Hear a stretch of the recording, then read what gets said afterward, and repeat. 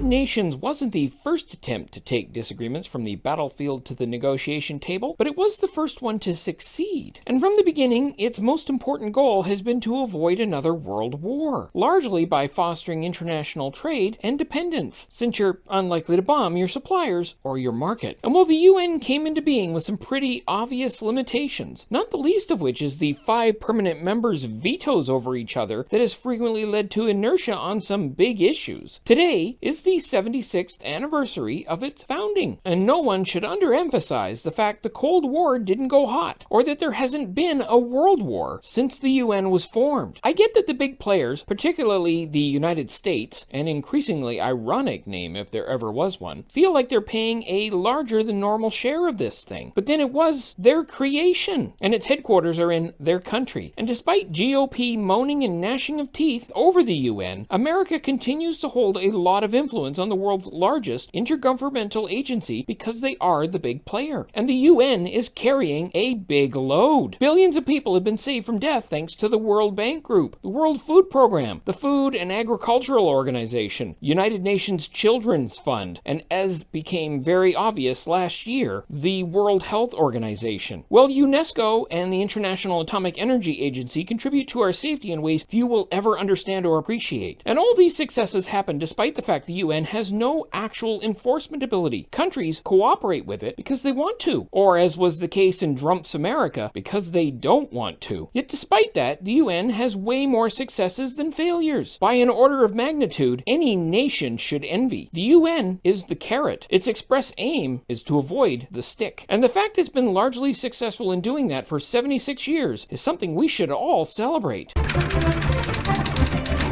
On this day in 1957, the United States Air Force started the X-20 dynasoar manned space program. The program ran from October 24, 1957 to December 10, 1963, cost $660 million US, which is like $5.58 billion in current dollars, and was canceled just after spacecraft construction had begun. But only the military would name a spacecraft Dynasoar. And yeah, it's United Nations Day, but it's also Mother-in-Law Day, Bologna Day, Tripe Day, and